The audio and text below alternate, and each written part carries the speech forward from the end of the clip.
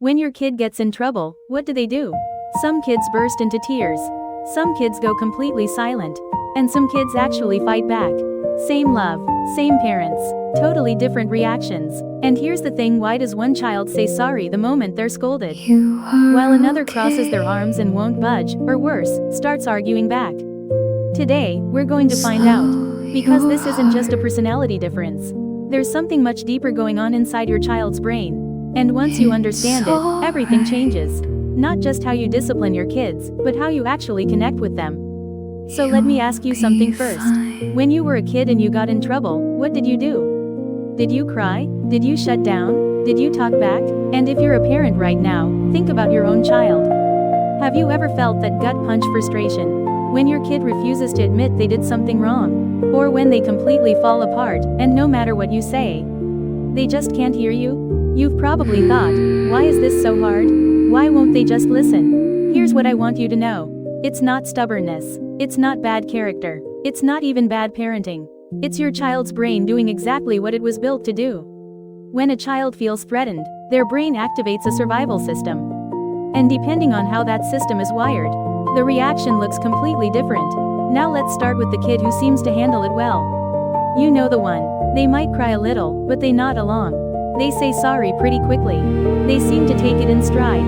A lot of parents look at that and think, that's the goal. That's what I want. And honestly, that reaction does show something real. It shows that the prefrontal cortex, the part of the brain that handles impulse control, emotional regulation, and thinking ahead, is doing its job. When that part of the brain is working well, a child can actually process what you're saying. Even in the middle of a stressful moment, they can listen, they can take in information, they can start thinking about what they'll do differently next time.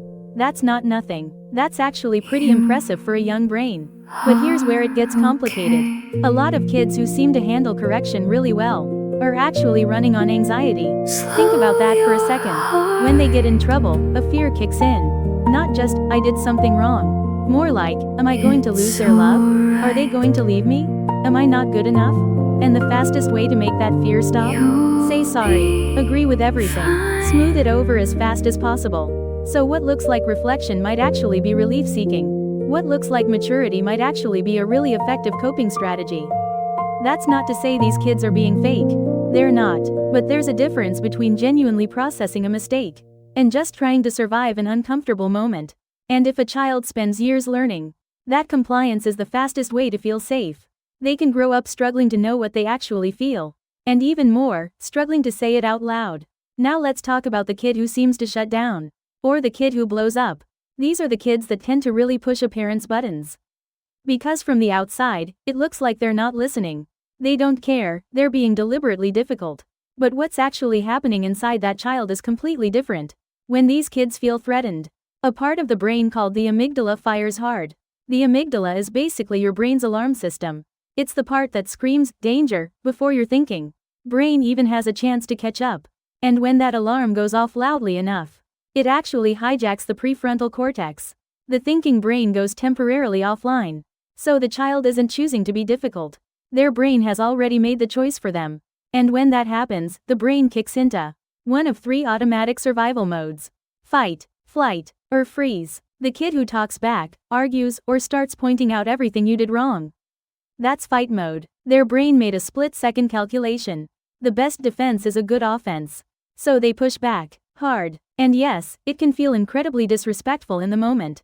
But from inside that child's head, they're not trying to be defiant. They're trying to protect themselves. The kid who goes completely silent, stares at the floor, won't say a word. That's freeze mode. The threat felt so overwhelming that the brain pressed pause on everything. And here's the part that trips a lot of parents up. You might walk away, cool down, come back 10 minutes later, and your child acts like nothing happened. Not because they didn't care. Not because the lesson went nowhere, but because the brain, in self-protection mode, actually blocks the memory of the overwhelming moment. It's a buffer, a circuit breaker. That reaction isn't dismissal, it's survival. Now here's the most important thing I want you to take away from all of this. The child who handles discipline, well, is not automatically the healthier child. And the child who falls apart or fights back, is not automatically the troubled one. This is not a simple good kid versus difficult kid story. The child who always complies quickly, might be learning to bury their real feelings. They might be learning that what other people expect of them matters more than what they actually feel inside. And over time, that can quietly build into a person who doesn't know how to advocate for themselves, who can't say no, who feels responsible for managing everyone else's emotions. On the other hand, the child who loses it or shuts down, at least they're not hiding what's happening inside them. The expression is messy. Sure, it's not socially polished, but the raw emotion is real, and it's on the surface. The work isn't about uncovering what they feel. The work is about teaching them how to express it in a way that actually works. So what do you do with all of this as a parent? If your child tends to shut down or fight back when they're corrected, there are 3 shifts that make a real difference. First, change your physical positioning. Don't face them head on when you're having a difficult conversation.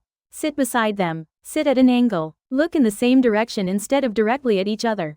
Direct eye contact during a tense moment registers as a threat signal in the brain. Shifting your position doesn't mean you're going soft.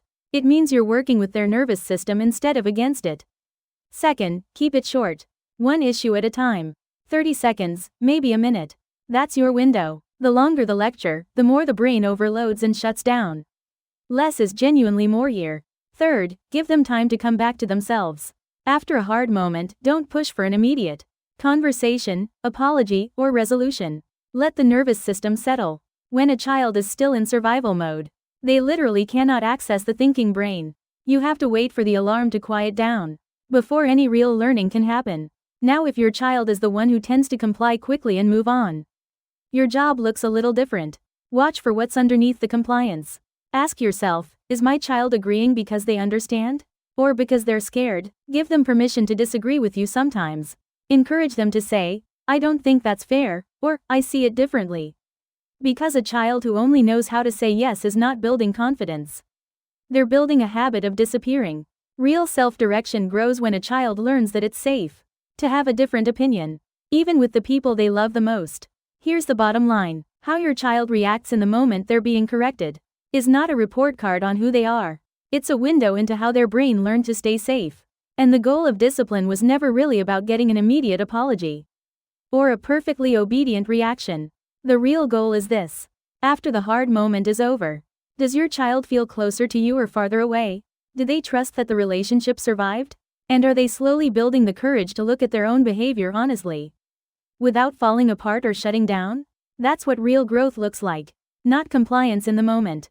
Connection that holds. Because in the end, what every child is really asking, even in the middle of their worst behavior, is the same thing. Are you still with me? And how you answer that question, that's the whole thing.